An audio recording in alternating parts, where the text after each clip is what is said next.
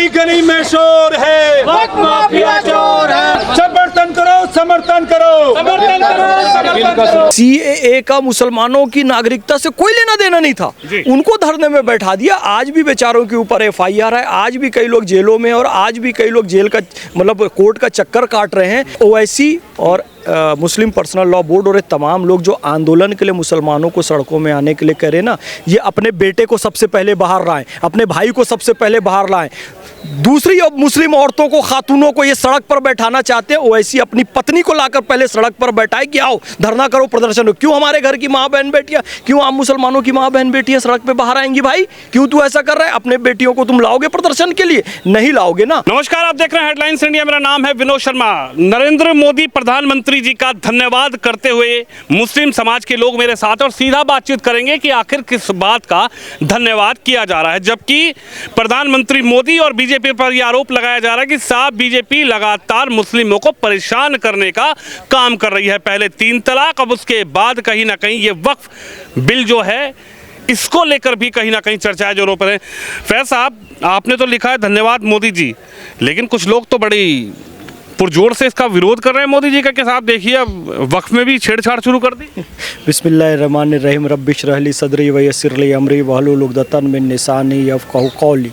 बिरादरान हिंद, अस्सलाम वालेकुम रहमतुल्लाहि व बरकातहू। भारत माता की जय, जय हिंद। सबसे पहले तमाम मुसलमानों की ओर से, मुस्लिम राष्ट्रीय मंच की ओर से ट्रिपल एन को बहुत बहुत धन्यवाद।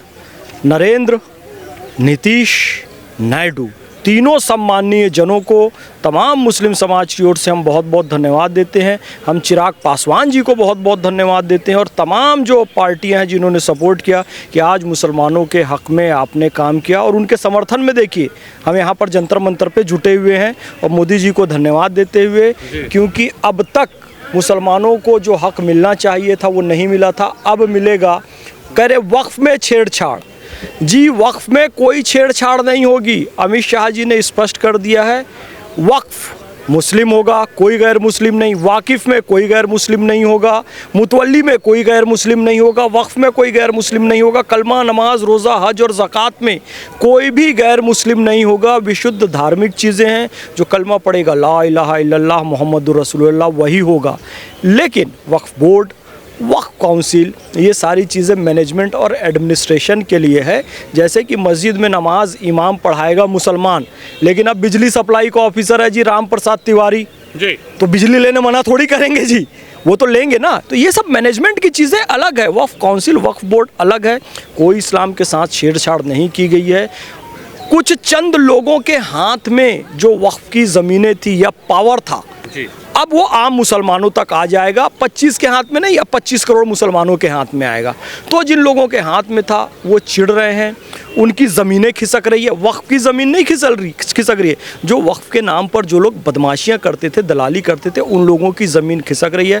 Thanks to Narendra Modi ji. फिर से एक बार आपने नायडू का थैंक यू कहा, आपने नीतीश कुमार जी का धन्यवाद कहा, लेकिन एक तबका आप ही की मुस्लिम समाज से वो लगातार ये कह रहे हैं कि देखिए साहब नायडू ने धोखा दे दिया मुसलमानों को, नीतीश ने धोखा दे दिया मुसलमानों को, जयंत चौधरी ने धोखा दे दिया मुसलमानों को, मुसलमानों के साथ धोखेबाजी हो रही है और धोखेबाजी में नरेंद्र मोदी प्रधानमंत्री के साथ ये लोग भी शामिल हो गए। देखिए, हम जयंत चौधरी जी और नीतीश जी और नायडू जी का भी धन्यवाद देते हैं, सबका। चिराग जी का हमने कहा, जो लोग विरोध कर रहे हैं ना, वो आम मुसलमानों की आवाज़ नहीं है, वो पॉलिटिकली मोटिवेटेड लोग हैं। कहीं ना कहीं उनको राजनीति करनी है इस चीज़ में।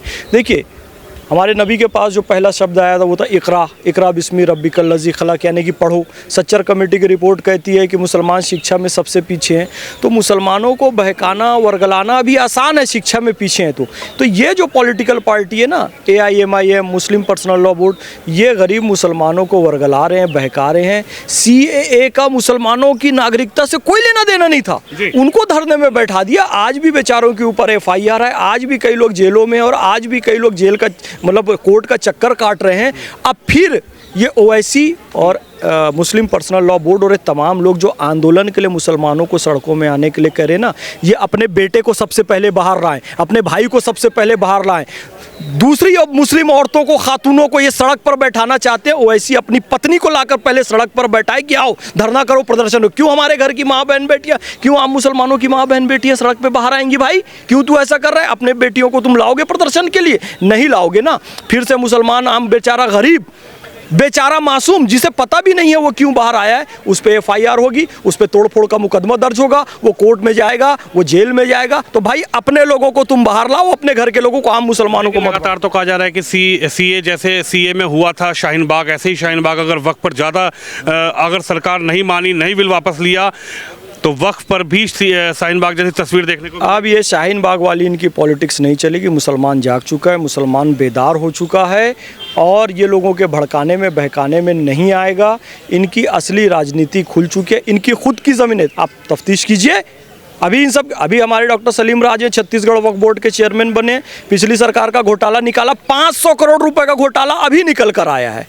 तो इन सब की जमीनें खिसकने वाली है, इसलिए लोग ऐसा कर रहे हैं। वक्फ माफिया मुर्दाबाद, मुर्दाबाद मुर्दाबाद वक्फ माफिया मुर्दाबाद, मुर्दाबाद मुर्दाबाद। गली गली में शोर है, मुर्दा माफिया चोर है, गली गली में शोर है, मुर्दा माफिया चोर है। जब तक सूरज चांद रहेगा, मोदी तेरा नाम रहेगा, जब तक सूरज चांद रहेगा, मोदी तेरा नाम रहेगा, जब तक सूरज चांद रहेगा, मोदी तेरा नाम रहेगा। शुक्रिया मोदी, शुक्रिया मोदी, शुक्रिया मोदी, शुक्रिया मोदी, शुक्रिया मोदी, शुक्रिया मोदी।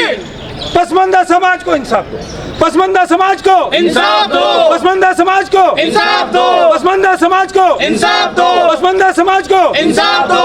वक्फ माफिया चोर है, गली गली में शोर है, वक्फ माफिया चोर है, गली गली में शोर है, वक्फ माफिया चोर है। समर्थन करो, समर्थन करो, समर्थन करो, समर्थन करो, समर्थन करो, समर्थन करो, समर्थन करो, समर्थन करो, समर्थन करो, समर्थन करो। बिल का समर्थन करो। तमाम लोग आप तस्वीरों में देख सकते हैं कि गली गली में शोर है, वक्फ माफिया चोर है, ऐसी होर्डिंग लेकर यहाँ पर खड़े हैं। जब तक सूरज चांद रहेगा, मोदी जी का नाम रहेगा। इधर देखिए, राष्ट्रवादी पसमानदा मुस्लिम राष्ट्रीय मंच जो है, यानी कि जो मुस्लिम समाज है, वो लगातार सड़कों पर है और ये वही जगह है जहां से वक्फ जब अमेंडमेंट पास नहीं हुआ था, तब इसी जगह से कहीं ना कहीं एक आवाज उठी थी कि साहब वक्फ अमेंडमेंट पास होगा, लेकिन हम उसको मानेंगे नहीं। हालांकि लोकसभा राज्यसभा पास हो गया और अब कानून बनने जा रहा है।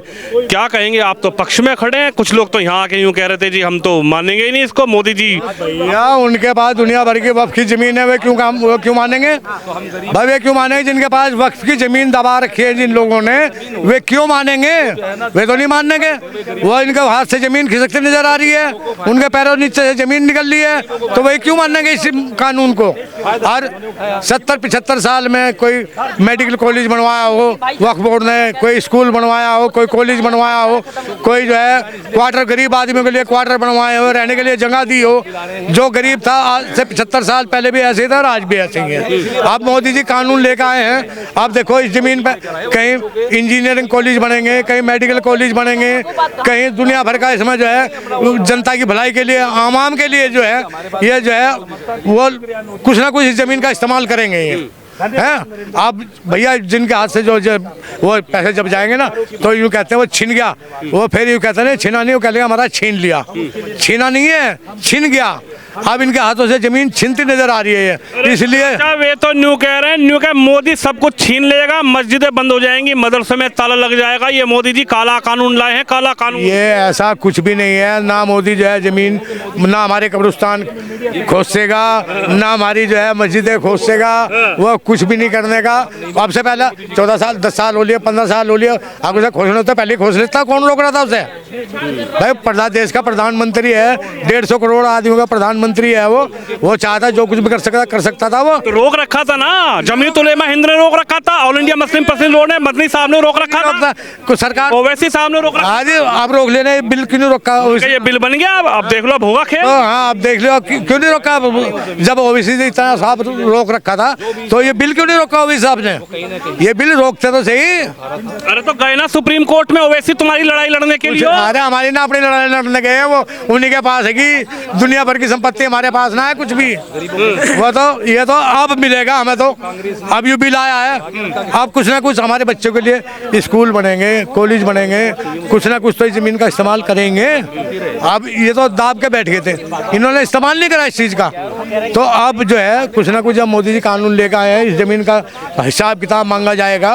भाई कहाँ कहाँ कितनी ज़मीन है, वहाँ पर इंजीनियरिंग कॉलेज बनेंगे, स्टेडियम भी बनेंगे, अस्पताल भी बनेंगे, और भाई हमारे बच्चों का भी जो है कुछ ना कुछ सुविधा मिलेगी उसमें। आने वाली नस्लों के भी, हम तो रहने के नहीं, आने वाली आप नस्ल कह रहे कुर्बानी देनी पड़ेगी, कुर्बानी देंगे, लेकिन हक की लड़ाई लड़के रहेंगे। हाँ तो कुर्बानी देंगे ना, मोदी के हक में देंगे ना कुर्बानी हम। अरे मदनी साहब कह रहे, अरे मदनी साहब पर दुनिया भर की कहीं ना उनके पास वक्फ बोर्ड की बहुत सारी जमीन है, उनके पास भी कहीं ना कहीं जमीन है। कुर्बानी जो है कहाँ से देंगे, वो भी खुद दाब बैठे हैं कहीं ना कहीं, वक्फ बोर्ड की जमीन वो भी लेके बैठे हुए हैं।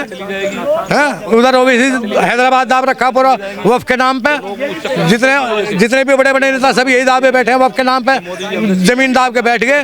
करा कुछ है नहीं आज लोग 75 सालों में, बताओ मुसलमानों के लिए कुछ करा कोई बनवाया आज लोग, कोई कॉलेज बनवाया मुसलमानों का, कोई अस्पताल बनवाया मुसलमानों के लिए, कोई घराते अस्पताल बनवाए इन्होंने, कुछ नहीं बनवाया इन लोगों ने, सब अपने आप दाब के बैठ गए। वो तो कह रहे मुसलमानों के रहनुमा अखिलेश भैया, मुसलमानों के रहनुमा राहुल गांधी, मुसलमानों के रहनुमा ममता दीदी, मुसलमानों के रहनुमा अरविंद केजरीवाल, तो ये सब एक तरफ और मोदी जी जो है मुसलमानों को लूट रहे हैं वो एक तरफ। भाई देखो सन 47 में देश आज़ाद हुआ था, सबसे पहले पार्टी कांग्रेस थी।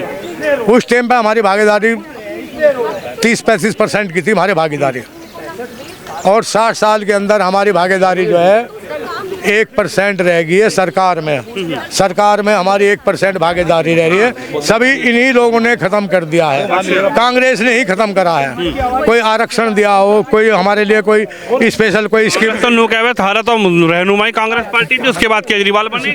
सब वोट लेने के लिए कर रहे हैं, सब वोट ले रहे हैं, वोट लेते हैं, मुसलमानों के कंधे पे हाथ रखते हैं, वोट ले लेते हैं, सरकार बना लें अपनी, बस इतना काम है और काम करते नहीं। जहाँ सरकार इनकी बनी और मामले खत्म, फिर पूछता भी नहीं कौन कहाँ आएगा। और क्या आप क्या कहेंगे भाई साहब, कैसे देख रहे हैं? आपने लिखा राष्ट्रवादी पसमानदा जो मुस्लिम समाज है वो नरेंद्र मोदी भाईजान का शुक्रिया कर रहे हैं, लेकिन एक समाज तो खड़ा है, तबका खड़ा है, वो कह रहा है कि मुस्लिमों को मोदी जी बहुत ज़्यादा परेशान कर रहे हैं। पहले 3 तलाक में शिरकत की, अब देखिए वक्फ बोर्ड में शिरकत कर रहे हैं। मुसलमान सहन करेगा नहीं और मुसलमान विरोध करेगा। देखिए जो पहले 3 तलाक की बात करते थे कि 3 तलाक वो कानून लेकर आ रहे हैं वो गलत है, आज वही लोग जो है उसका समर्थन कर भी रहे हैं और उसको मान भी रहे हैं। क्यों मान रहे हैं? कि आज आप रिकॉर्ड उठा लो पहले इसका, जब तक ये कानून नहीं बना था 3 तलाक वाला, उससे पहले कितनी तलाकें होती थी और आज कितनी तलाकें हो रही है। काफ़ी फ़र्क आया होगा, क्योंकि लोगों के मन में डर पैदा होगा कि कहीं ना कहीं 3 साल की सज़ा हो जाएगी, जेल जाना पड़ जाएगा।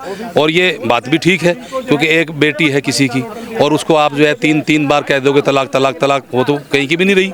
तो कम से कम उसको सोचने के लिए, खुद कहने के लिए कुछ ना कुछ आदमी समझेगा, सोचेगा, डरेगा। 3 तलाक पर तो आपने बता दिया इससे क्या फ़ायदा हुआ है, क्योंकि इम्प्लीमेंट हो गया, लेकिन वक्फ बिल जब इम्प्लीमेंट हो जाएगा, जब ये कानून के रूप स्वरूप पूरी तरीके से ले लेगा, तो मुसलमानों को क्या फ़ायदा होगा? मदनी साहब तो कह रहे मुसलमानों की ज़मीन खिसक जाएगी, सब कुछ। नहीं देखिए मदनी साहब जो कह रहे हैं वो कहीं ना कहीं ऐसा है कि कहीं न वक्फ बोर्ड की ज़मीन उनके पास दबी हुई है, रखी हुई है, गरीबों को उसका हक नहीं दे पा रहे हैं। असदुद्दीन ओवैसी हैं या कोई और है, ये जो भी हैं, इन्होंने जो है ना, जो ज़्यादा आवाज़ उठा रहे हैं, ज़्यादा हड़बड़ा रहे हैं, उनको सुप्रीम कोर्ट चले गए ओवैसी साहब, कहीं ना कहीं उनको उन ज़मीन जाने का डर है। सुप्रीम कोर्ट में भी फैसला ठीक आएगा। सुप्रीम कोर्ट एक सर्वोच्च कोर्ट है, वो फैसला बहुत सही होगा उनका, क्योंकि गरीबों के हक में ही होगा। गरीबों की चीज़ है, गरीबों को मिलनी चाहिए। मोदी जी चाहते हैं कि यतीमों का हक है तो यतीमों को मिलनी चाहिए, लेकिन ये उनको डरा के धमका के कि तुम्हारी मस्जिद चली जाएगी, तुम्हारी जो है ईदगाह चली जाएगी, तुम्हारे कब्रिस्तान चले जाएंगे, तुम्हारे मज़ार चले जाएंगे, उनको डरा धमका के ला रहे हैं यहाँ पे। देखिए यूपी में तो योगी जी ने कर भी दिया, बोल रहे कि देखिए वक्फ इधर बिल बना और उधर योगी जी ने ज़मीन ढूंढना शुरू कर दी। बिल्कुल देखो योगी जी जो है वो डिसीजन जो लेते हैं वो आज जो है सब कुछ वो सबके साथ है, सबका साथ सबका विकास कर रहे हैं। जो किसी का ऐसा नहीं कि पक्ष में काम कर रहे हैं, सबके पक्ष में चल चल रही। तो उन्होंने अगर ढूंढने का काम किया है तो कहीं ना कहीं कानून जो बना है उसके लिए जो है उन्होंने वो देखना चालू कर दिया कि भाई किस किस के पास ज़मीन है ये। तो अच्छा काम है उनका ढूंढने का। कह रहे योगी जी अब बुलडोजर भेज देंगे वहाँ पे? नहीं, बुलडोजर के लिए तो सुप्रीम कोर्ट ने अभी रोक लगा रखी है, अभी वो बुलडोजर कहीं नहीं भेजेंगे। तो आप वक्फ के समर्थन में हैं? जी जी बिल्कुल समर्थन में। पसमानदा जो मुसलमान हैं वो सब इसके जो है ना नरेंद्र मोदी जी के समर्थन में है। ओवैसी साहब के साथ नहीं है? नहीं, ओवैसी साहब के साथ। अखिलेश जी के साथ? अखिलेश जी बोल रहे हैं आपकी लड़ाई लड़ेंगे। अखिलेश जी को तो मुस्लिम वोट मिलता है तो वो जीत जाते हैं। कहीं ना कहीं उनको लग रहा है कि अब मुस्लिम वोट जो है वो कम होगा, घट जाएगा, नहीं मिलेगा तो कहाँ सत्ता में आ जाएंगे फिर जय योगी जी आएंगे सत्ता में। हाँ? उनको मुस्लिम वोट खिसकने का डर है यूपी में अब की बार। और अब की बार भी जो है सरकार जो है बीजेपी की वहाँ बनेगी, योगी जी की सरकार बनेगी। योगी जी की सरकार? जी जी वहाँ पे यूपी में बुलडोजर से दिक्कत नहीं है? नहीं, बुलडोजर अब तो पहली बात तो ये कि बुलडोजर अगर किसी के घर चलता है कहीं ना कहीं वो गलत काम किया होगा, उसने कुछ ना कुछ करा होगा। और सुप्रीम कोर्ट की अब रोक भी लग चुकी है कि भाई पूरे परिवार को इसकी सजा न दी जाए। अगर घर में एक आदमी है तो उसको सजा दी जाए। अगर कोई गलत आदमी है, गलत काम कर रहा है तो उसकी सजा मिलनी चाहिए उसको, चाहे योगी जी दे, चाहे मोदी जी दे, चाहे कोई भी दे, लेकिन अगर गलत करेगा तो उसको सजा मिलनी चाहिए गलत। देखिए तमाम लोग हैं जो वक्फ बिल के समर्थन में खड़े हैं, इस कानून के समर्थन में खड़े हैं।